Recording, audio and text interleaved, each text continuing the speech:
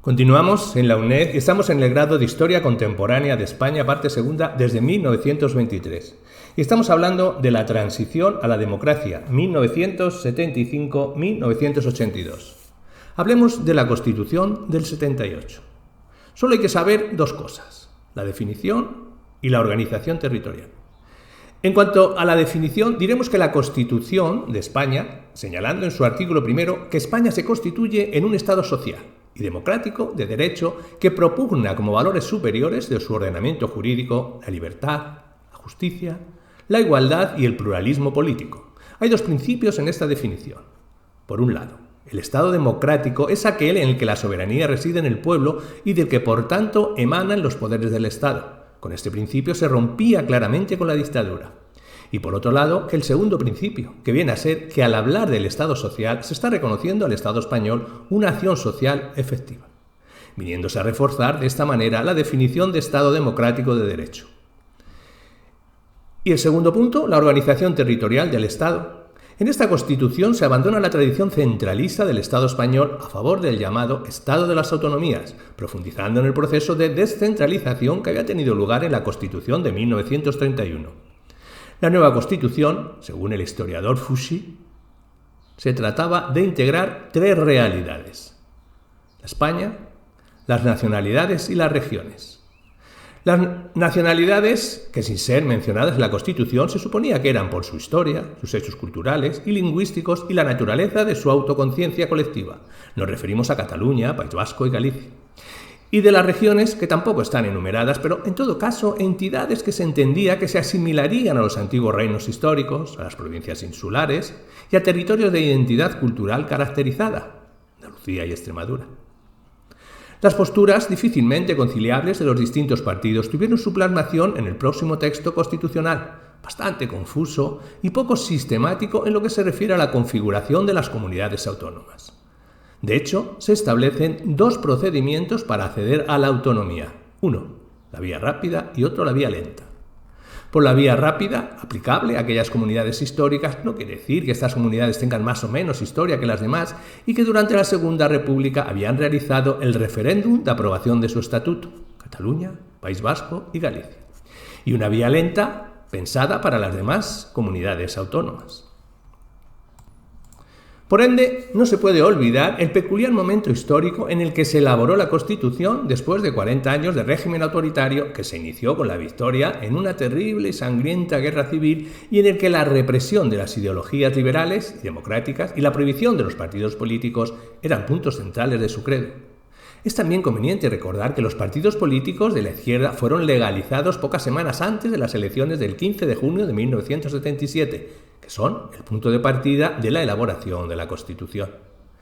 En ese contexto, el esfuerzo que supuso el proceso como superación de ese pasado histórico fue notable y no exento de dificultades, que fueron obviadas con buena voluntad y con un compromiso serio de las fuerzas políticas y sociales, de la corona y en general de los ciudadanos, para evitar la repetición de errores históricos que habían hecho fracasar las experiencias constitucionales anteriores. El espíritu de consenso fue la plasmación de ese gran acuerdo que se concretó con la Constitución de 1978. Se afrontaron los grandes temas que, como el problema religioso, la forma de Estado o la cuestión regional, habían supuesto escollos insalvables para la convivencia libre y pacífica en España, y se buscaron fórmulas aceptables para todos en la mayor parte de los casos, o al menos no inaceptables radicalmente para algunos, los más alejados del núcleo central del acuerdo. Tanto la organización funcional de los poderes como su distribución territorial y el reconocimiento de los grandes valores superiores del ordenamiento, de los principios de organización y de los derechos fundamentales fueron compatibles con la idea que se hacían todas las fuerzas parlamentarias de una estructura constitucional que les permitiese, en su caso, gobernar. En definitiva, todos los participantes en el proceso constituyente, con alguna excepción, consideraron el texto resultante que aprobaron definitivamente las cámaras el 31 de octubre de 1978 y que los ciudadanos votaron en el referéndum el 6 de diciembre del mismo año, como propio, como resultado de un esfuerzo común. Siempre en las experiencias anteriores, las constituciones habían aparecido como de una parte del país frente a la otra, como una trágala, impuesto, y en ese sectarismo estaban las razones de la inestabilidad. La memoria histórica de todo ese drama que acabó en la Guerra Civil de 1936 es decisiva para comprender el esfuerzo de consenso que todos hicimos. Los objetivos de establecer una convivencia en paz y en libertad con unas reglas de juego generalmente aceptadas se han cumplido. Con el transcurso del tiempo, ya 12 años, lo que para la historia es aún poco, pero para la biografía de cualquiera de nosotros un periodo considerable, esta impresión se consolida. Los que se abstuvieron, votaron en contra, usan la Constitución, sus procedimientos de protección y sus garantías. Incluso los más radicales acuden cada vez con más frecuencia a las instituciones. Es verdad que lo hacen para instrumentalizarlas en su propio beneficio. Incluso lo han reconocido en declaraciones públicas, pero creo que no miden la fuerza de esas instituciones ni su capacidad de atracción. No es la primera vez que las ironías de la historia han llevado a sectores críticos a convertirse en defensores a ultranza del Parlamento. La historia del socialismo es un buen ejemplo de esa transformación. No podemos hacer historia profética, pero si existe algún camino para la paz definitiva con el País Vasco, pasa por la aceptación generalizada del Parlamento y de las reglas de juego que la Constitución establece. El proceso constituyente duró más de un año, desde el 1 de agosto de 1977, en que se inició la andadura de la Comisión de Asuntos Constitucionales y Libertades Públicas y se eligió la ponencia de 7 miembros que elaboró el primer texto, hasta el 29 de diciembre de 1978, en que apareció el texto en el Boletín Oficial del Estado, en castellano y en las demás lenguas de España.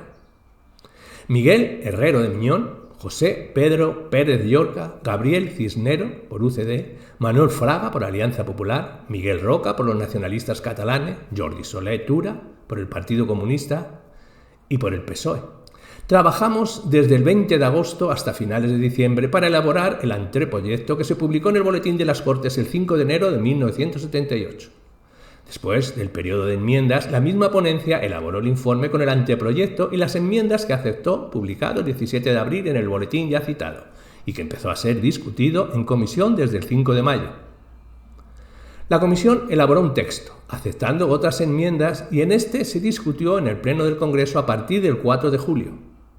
Aprobado un texto definitivo por el Congreso, durante el verano de 1978, el Senado repitió por su parte los mismos trámites de ponencia, comisión y pleno, y elaboró otro texto.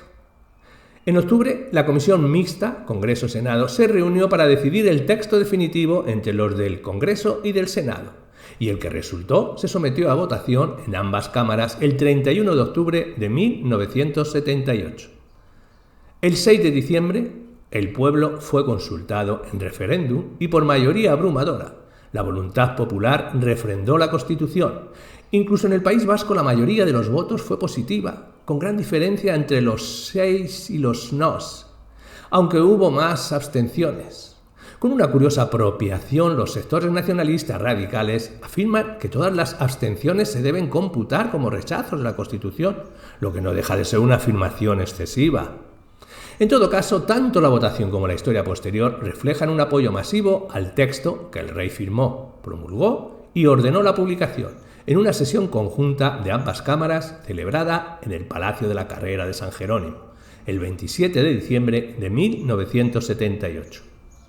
El texto se hubiera publicado al día siguiente, pero era el Día de los Santos Inocentes y se quiso evitar el mal uso del humor tan extendido en nuestro pueblo.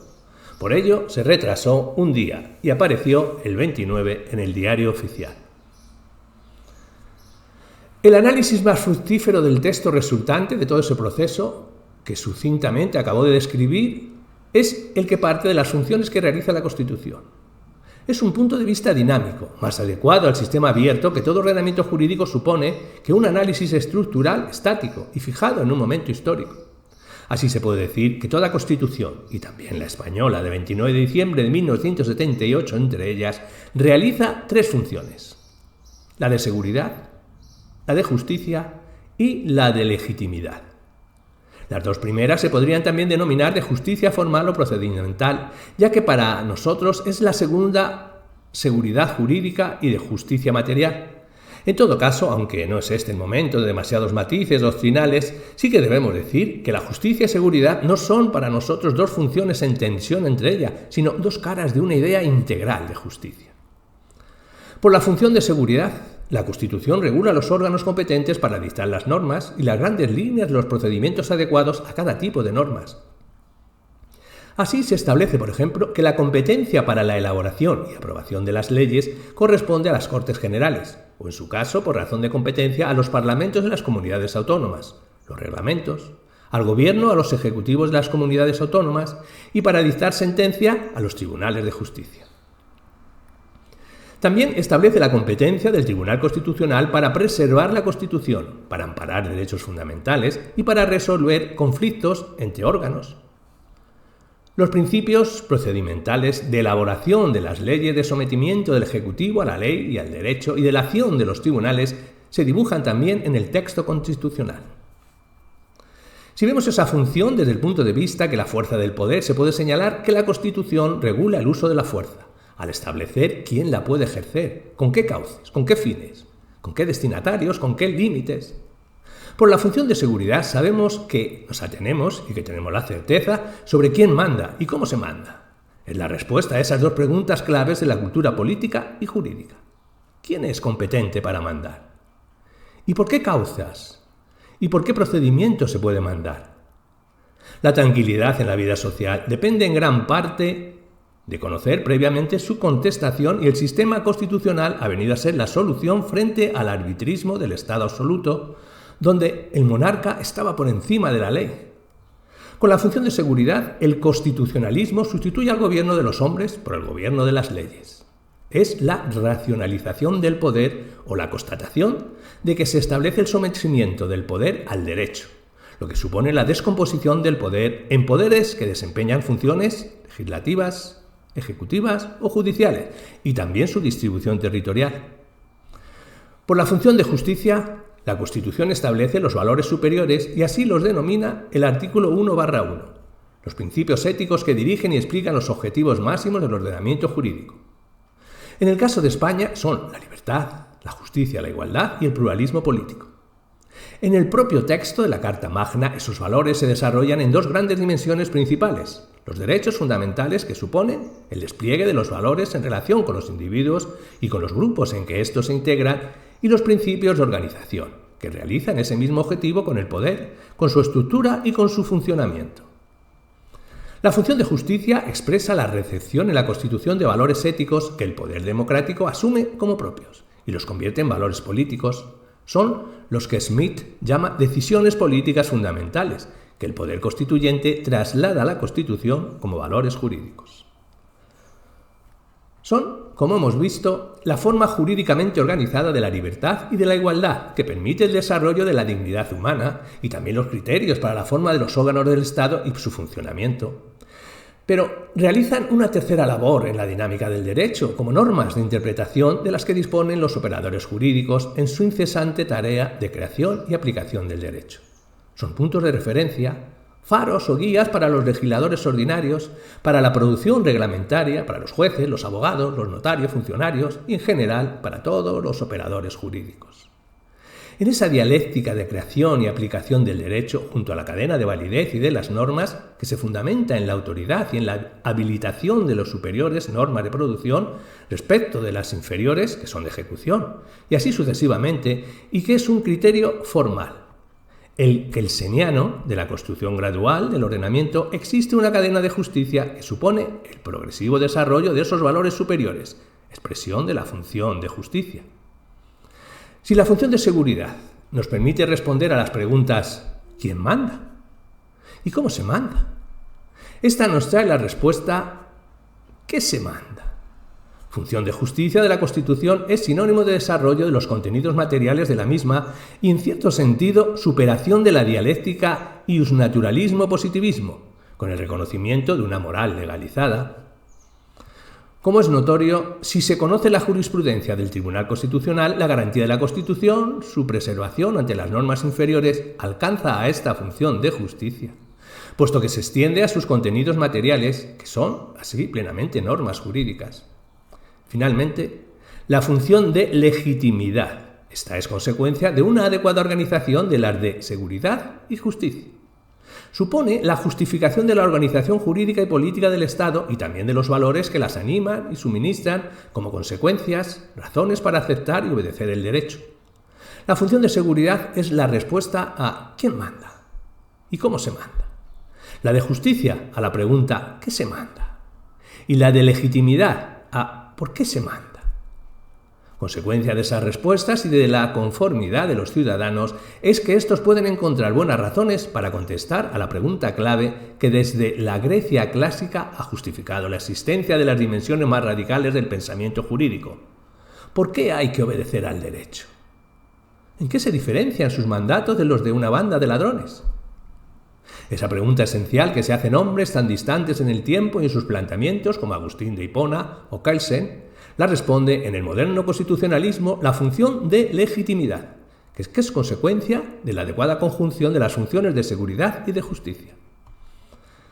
Tenemos la impresión de que por primera vez en nuestra historia hemos dado con la fórmula adecuada para que la Constitución pueda considerarse también adecuada para justificar la legitimidad del sistema y para inducir a una obediencia amplia, casi generalizada, que produce una eficacia plena del derecho. Esta Constitución es la garantía de la paz y de la libertad igualitaria que se puede alcanzar paulatinamente con sus cauces y con los valores que representa. El artículo 9/1 establece la obligación de los poderes públicos y de los ciudadanos de obedecerla, sin perjuicio de las discusiones doctrinales que esa norma suscrita, que nos parece que tiene la virtud de suponer una llamada a la lealtad constitucional, que es, más que una norma, un prius. Todos, pero especialmente los operadores jurídicos, aquellos que profesionalmente se ocupan de una u otra forma del derecho y a los que principalmente va destinada esta edición de la Constitución, tienen esa obligación de lealtad, punto de partida para el cabal cumplimiento de sus funciones. Con la Constitución de 1978 existen por primera vez en nuestra historia política razones para la esperanza y para imaginar un futuro mejor.